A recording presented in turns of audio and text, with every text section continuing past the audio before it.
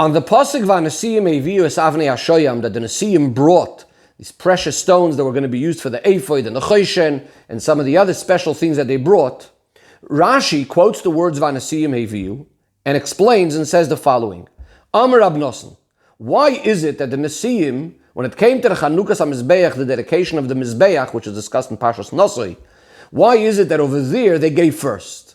Whereas over here, when donating for the Mishkan, they didn't donate right from the beginning. The reason what had happened was the Nesiyim had originally said, let the tzibur, let the congregation give whatever they give. Whatever they will be missing, we will fill, we will give to that. Once the tzibur, once they gave everything, as the pasuk says, that there was plenty, there was enough from what the tzibur brought, so the Nesiyim said, Ma oleinu lasis, what are we supposed to do now? So they went ahead and they brought these precious stones and so on. And that's why when it comes to the Chanukas HaMizbeach, the dedication of the Mizbeach, they give immediately, they give right away.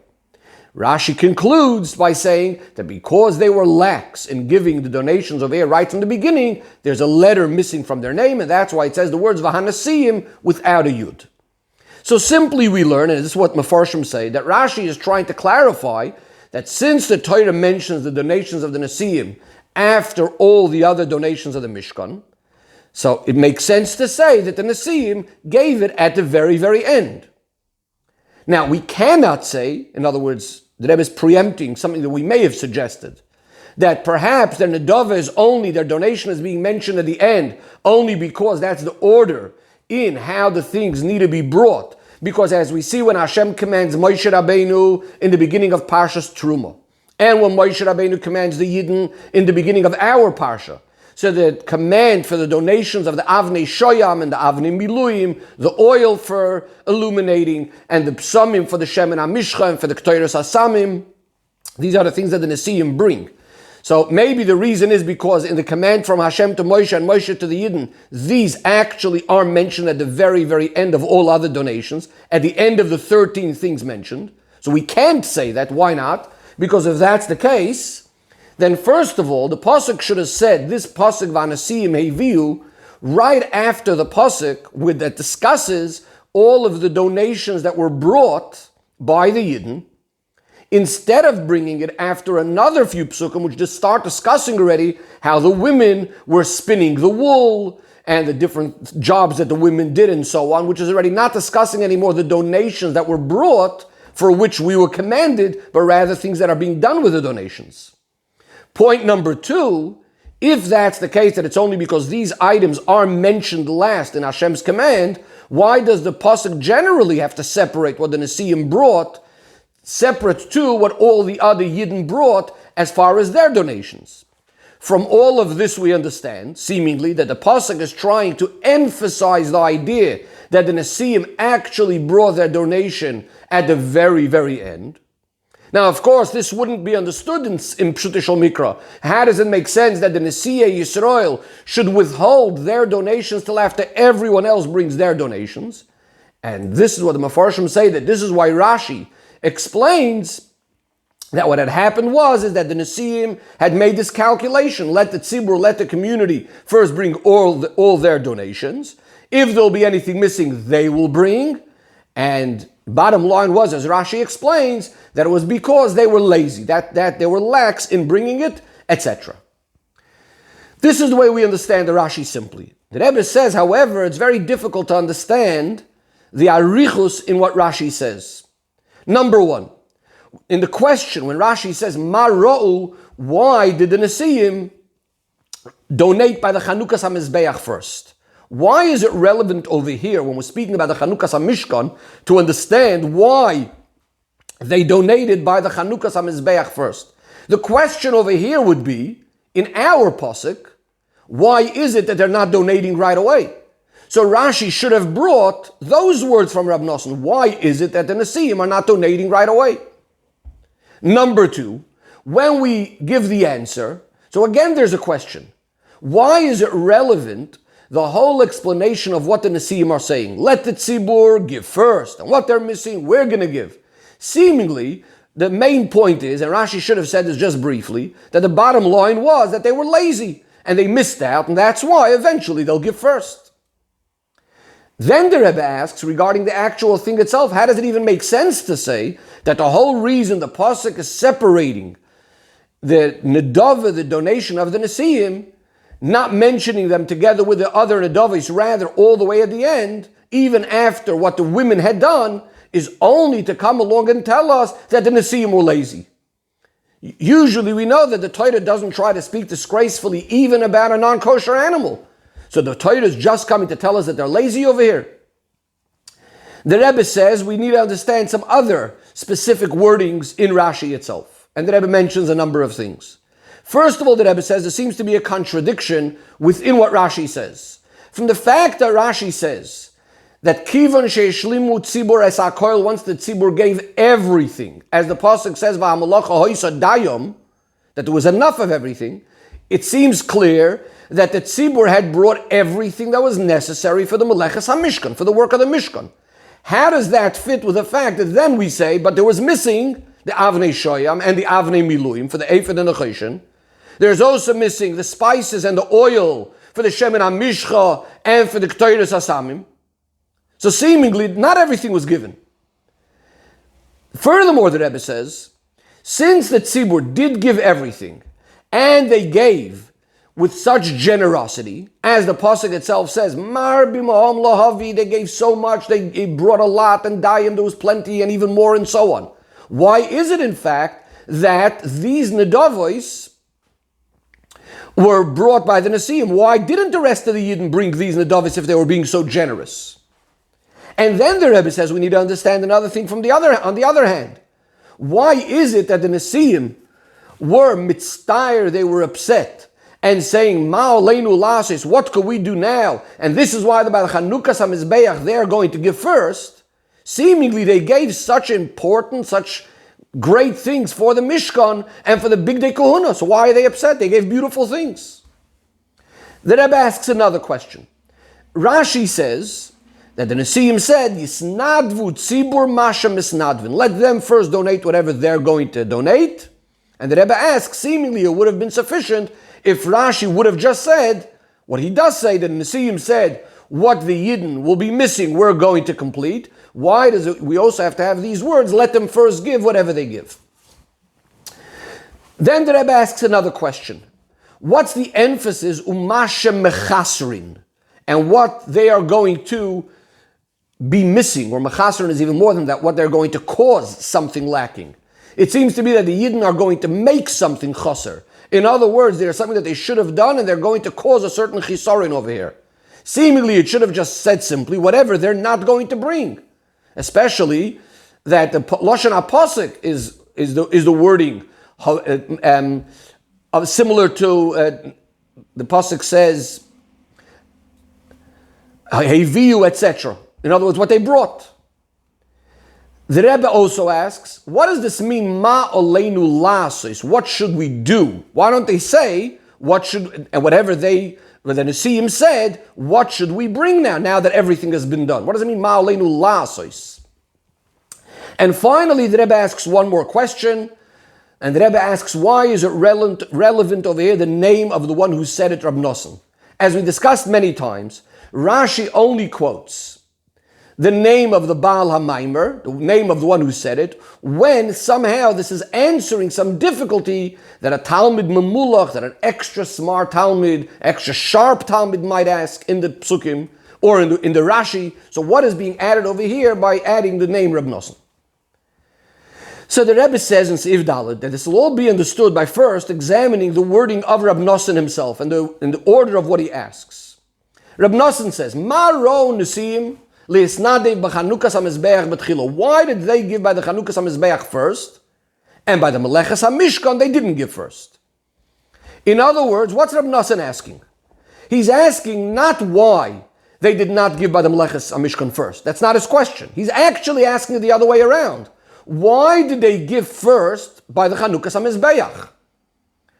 Let's look also at the answer of Reb Nosson. He says, therefore they gave by the Chanukas HaMizbeach first, because of what happened in the other place.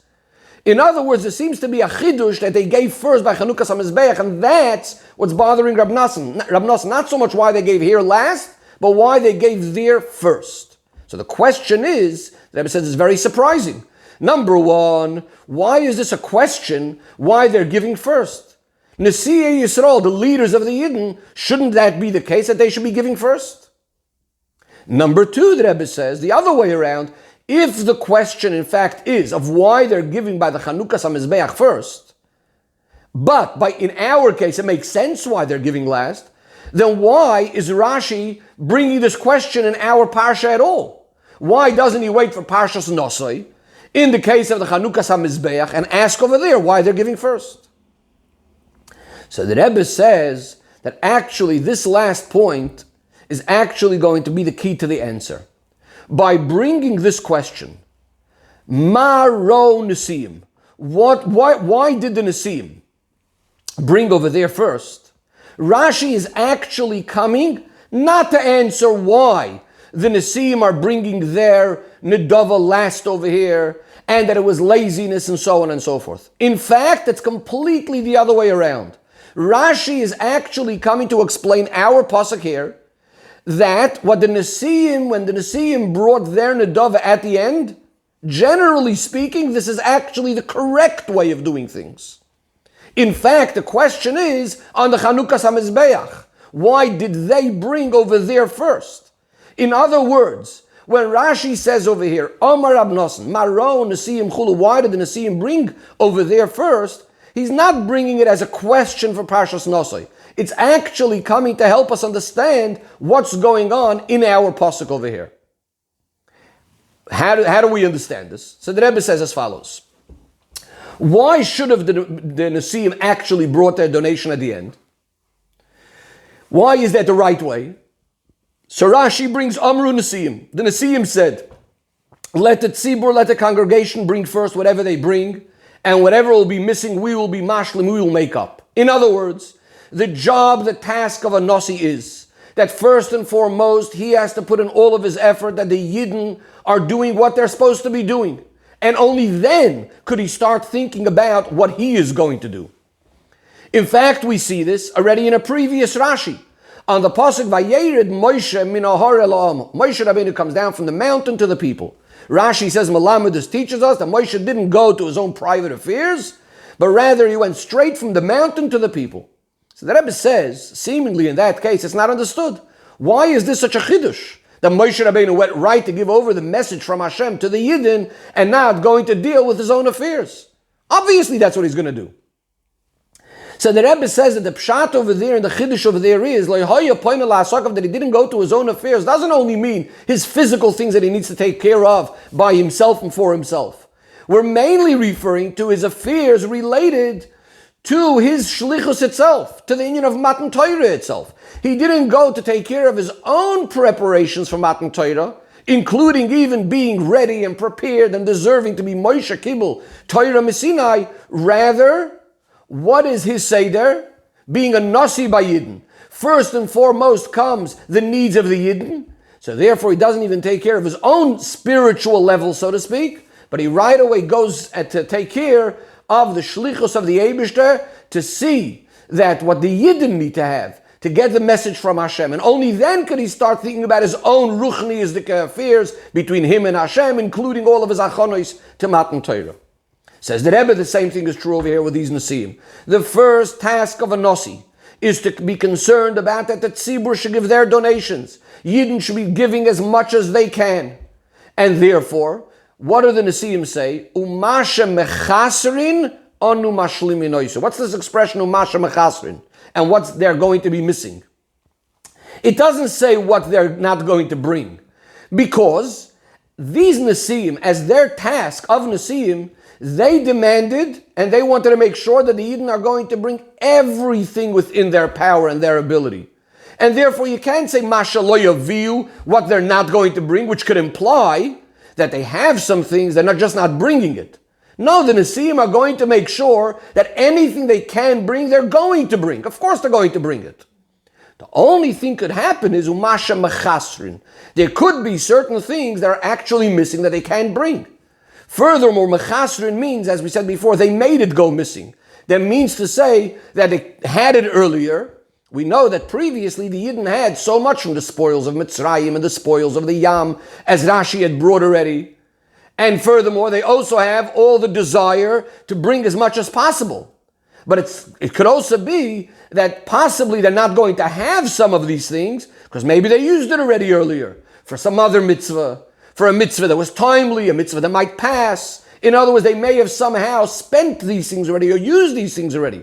So the Nesiim said, if there's something that the Yidden won't have, then that's what we're going to be mashlim. Says the Rebbe, now we could also understand the expression of Rashi, that once the Tzibur gave everything, the Nesiim said, what should we do now? Doesn't say, what should we bring now? What does it mean, what should we do now? In other words, we're not only speaking about what should we bring now for the Nedavis of the Mishkan.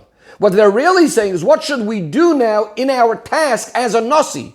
In other words, once the Tzibur brought everything already, Yidden did everything within their ability, so now the Nesiim are saying, what's our task as a Nasi? Since basically the job has been already completely finished, so what's now our task, our job as a Nasi? Only once the Nesiim finish taking care of the Yidden and being concerned that they did all their jobs as a Nasi, now they could start thinking about their own donations for the Mishkan, and now they come along and they say, okay, we're going to bring the Avnei Shoyam, these precious stones, and so on and so forth.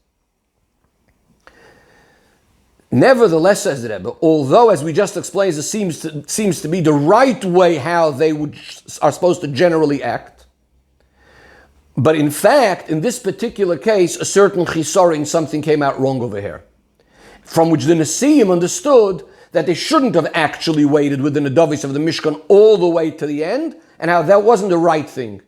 Rather, they realized that there was a certain amount of laziness that got mixed in as well. In other words, it wasn't pure the way they did it. And this is why, in order to fix that, they came and donated by the Chanukas HaMizbeach first. What was the problem over here? What was the chisarin? So Rashi emphasizes it and explains it by saying the following words. Hishlimu tzibur es hakoil, the tzibur did everything. As it says, V'hamalocha hoisa dayom.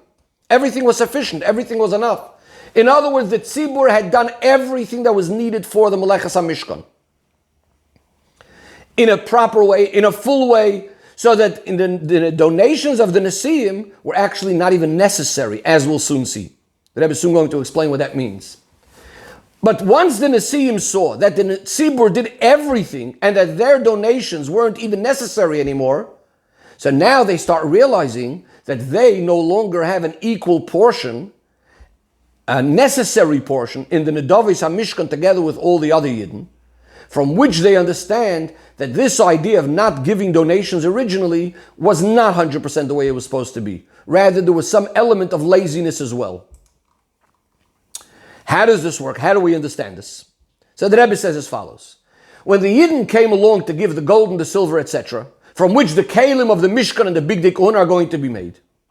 When the Yidden see that they actually don't have all the things that are needed, all the 13 things, in other words, they don't have these precious stones and so on, so what do the Yidden do?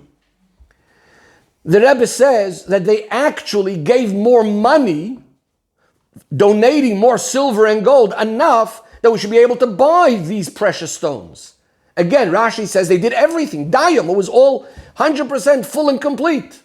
So when it says Ishlimu tzibur es hakoil, because the pasuk says V'hamalocha hoisa dayam, it means even the things that practically the Yidden didn't have, they were also mashlim. They gave even that by giving lots and lots of money for it, so that the full price could be paid for these avnei shoyam and avnei miluim. So although they didn't have these stones, but they gave the full money for it already. So now come along the Nesiim. Yes, they're going to be actually practically giving these stones, but now they feel that they don't have an equal partnership in the Nedavis HaMishkan together with all the Yidden. That is because the Yidden gave everything that was necessary for the Mishkan, even the money for the other stones. So what the Nesiim are now giving as a donation is no longer even necessary, because technically the Yidden paid for that already as well. That could be bought, and there's no real necessity for the donations of the Nesiim. And this is Yes, very nice. They caused that we shouldn't have to buy it because the Nesiim could donate it, but it wasn't so necessary anymore. And this is where they felt they're missing something out in the donations for the Mishkan. The Rebbe asks in Seif Ches, there's still further clarification that is needed. Since we just said that the proper Seder by a Nasi is that he doesn't take care of his own affairs first, he rather has to go and be mashpia on the Yidden. So then the question is, then the other way now the question is, this is what Rashi is asking. Why is it then that by Chanukas HaMizbeach they do go and give first, which seemingly is the opposite of what we just said, how a Nasi needs to behave? Yes, it's true that by the Melechas HaMishkan they realized that they didn't do it 100% right. In other words, they shouldn't have waited all the way to the end. But you can say that to fix that up and to correct it is to act not in the way of a Nasi, and therefore to be concerned about yourself first. So therefore the Rebbe says we must say that the Nesiim, when they realized that by the Nidvas HaMishkan there was some element of atzlus, of laziness that got in, they understood that they're going to have to act differently when it comes to any sort of donations for the Mishkan. That means, yes, it's true generally the way of a Nasi is that he has to take care of the people first. Nevertheless, when it comes to donations for the Mishkan, things have to work differently. And that's why by Chanukas HaMizbeach they did act differently. Why is that? Because when it comes to donating for the Mishkan, what's being accomplished is something very, very major on behalf of, from all the Yidden. V'shachanti b'soichem, the Eibush is now going to dwell amongst the Yidden. This is now going to be a kapara for the Aveira of the Egel. And therefore what was demanded over here, in addition to the fact that yes, every Yid needs to have a participation and donating for the Mishkan, but there's another point that's needed. The Mishkan needs to be set up as quickly as possible. And therefore, although it's true that the task of a Nasi Ha'edo or the Nasi of the Shevet is to make sure that the Yidden are doing everything that they need to do, but at the same time, the Nesiim also have to make sure that it's happening as quickly as possible, that the Mishkan could happen in the greatest haste. And therefore, they need to make sure that everything is getting ready for the Mishkan practically in the quickest way. And this is why, says the Rebbe, it wasn't appropriate to say that of just waiting for some time and waiting till everyone's going to donate everything and what's going to be missing we're going to give, because part of their task as a Nasi demands that at the same time, while they're getting the Yidden to donate whatever they can, at the same time, they have to bring as quickly as possible their own donation as well, so that the Mishkan should be able to be built as quickly as possible. And this is why, when it comes to the Chanukas HaMizbeach, which is again a very, very general idea and important, that it should be again the Chanukas HaMizbeach as quickly as possible. This is important for all the Yidden. This is why over there the Nesiim go right away and donate immediately. Says the Rebbe in Seif Tes, however, the extra sharp Talmud could still ask the following question. How could we possibly say that the Nesiim are missing something in their participation with Klal Yisrael and the Nedavis of the Mishkan just because their donation, as we said, wasn't as necessary as everybody else? Seemingly, the actual fact that they were encouraging the Yidden to bring all of the other donations for the Mishkan, they were getting the Yidden to give their Nedavis, seemingly, that itself should be the participation of the Nesiim. In other words, it's all happening because of them. It's all happening with their encouragement. So why are we saying that there's something missing in their Nedavos and their donations for the Mishkan? This is what Rashi is coming to answer by hinting that it all comes from Rab Nosson. What is Rab Nosson? So the Rebbe says, one of the most famous dinim in the Gemara of Rab Nosson. And in fact, this is a din, a halacha, a takana that's actually called by the name of Rab Nosson. It's called Shibuda de Rab Nosson. And the halacha goes as follows. If you have a person, we'll call him Reuven, owes money to Shimon. Now Shimon also has a debt that he needs to pay Levi. So the halacha is, we take the money from Reuven and we give it directly straight to Levi, leaving Shimon out of the picture. Again, Reuven owed money to Shimon. Shimon owes money to Levi. So instead of going from Reuven to Shimon, from Shimon to Levi, we take it from Reuven, goes directly to Levi.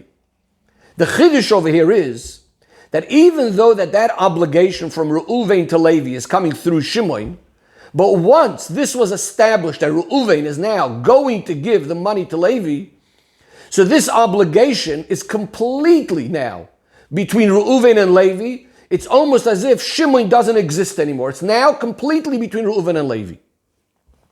Even though Shimon is almost like the middleman over here. Says the Rebbe the same thing over here. Even though the connection of the Yidden to the donations of the Mishkan was accomplished because of the encouragement of the Nesiim. And when the Yidden go ahead and they are giving the donations, it's like the case of going from Reuven directly to Levi. So the Yidden are giving the donations to Hashem, but seemingly because of the Nesiim. Says the Rebbe, no. It's almost as if the Nesiim are out of the picture now. Now there's a direct connection between the Yidden and Hashem, as if the Nesiim weren't even part of the picture. This is what Rashi is hinting to with the words of Reb Nosson. That yes, it's true that they encourage, but you can't count it anymore as if they did a job of Nedavis HaMishkan. Says the Rebbe, based on this we could take it a step further. That in fact, this is exactly what the Nesiim themselves thought originally. They thought that since the donations of the Mishkan are coming because of their inspiration, it will be considered as if this is their participation in the Mishkan. So now we can understand even furthermore when it says Yisnadvu tzibur masha misnadven. Let the tzibur give whatever they give. Masha mechasrin onu mashlim and whatever is going to be missing, we're going to be mashlim, we're going to complete. This lashon seems to imply that they were not actually even sure that they're going to have to bring anything. They said we're going to be mashlim. It doesn't say we're going to bring it. Possibly they won't even have to bring anything. In other words, in their mind, it was obvious that not necessarily they have to even bring anything. It's only if something is going to be missing, fine, we're going to fulfill, we're going to complete that which is missing, because something is going to be missing in the Mishkan. But as far as they're concerned, not necessarily they're going to bring anything at all, because in their minds, they did their participation by inspiring the Yidden.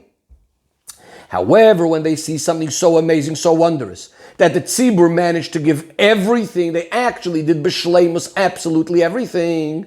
So suddenly these Nesiim feel that this cannot be considered as if they truly had an equal participation. And this is why they felt bad and so on. They realized it was their laziness, and by the Chanukah Samizbeach they gave first. Says the Rebbe in Seif Yud Aleph. Now we could also understand what Rashi finishes off with saying that because they acted in a lax way, so they're missing a ois from their name, and the pasuk says Vahanesiim without the yud. Seemingly, what's the connection between the idea of laziness and missing a yud from their name? So the Rebbe says, B'pnimi Yisrael what it means is as follows. Yud represents the idea of bittul. The missing the yud means there's some bittul missing.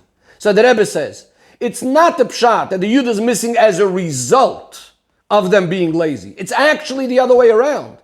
The yud missing, the bittul missing, that's the reason why they're lazy. In other words, they're lacking that bittul. This is the idea that they don't realize that they think they could just be yaitza, so to speak, by inspiring other people, and then it's all counted as if they did it.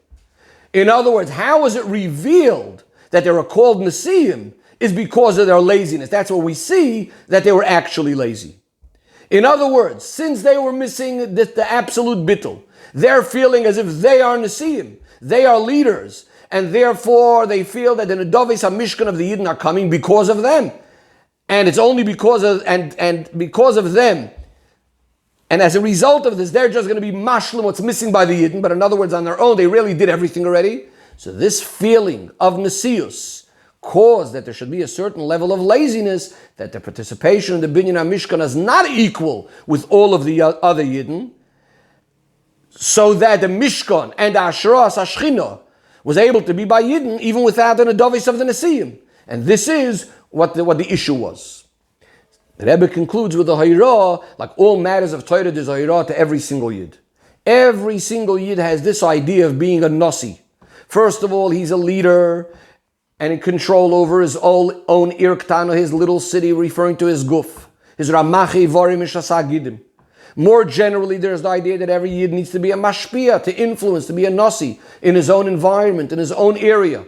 So here we have the Hayrah, that if a person wants that he shouldn't be lacking in avodas Hashem, and that his mishkan should be complete, he has to make sure that within his nesius, within his influence on other people, should always feel the yud, the bittul. That is, just like a king, we say that specifically a king, once he's bowing by Shemona Esrei, he doesn't get up immediately like other people that get up just by the end of the bracha, but rather he stays bowed down for the whole Shemona Esrei. In other words, he has to have a greater bittul than everybody else. And only in that way, through his bittul, that's the way he could be influencing others. There's never allowed to be that feeling that I, in my own koyach, I am the mashpia, I am the nasi, and that the other person's connection to Hashem is only thanks to me. There has to be that level of bittul. So when the level of the nesius and the ashpa is with bittul, then one is zeicha, not to make a mistake and to just be yoytze by the fact that he's influencing other yidden, but rather he's moisev in his own avodah, in his own diligence and learning Torah and fulfilling of mitzvahs behidur, beyeser seis and beyeser oz. And through this we bring Mashiach Tzidkenu, which his chiddush is going to be the idea of Osa, the idea of the Yud, representing the Yechida. May he come and take us out of Golos, bring us to the Geula. Yelichenu kaimimiyus la'artzeinu.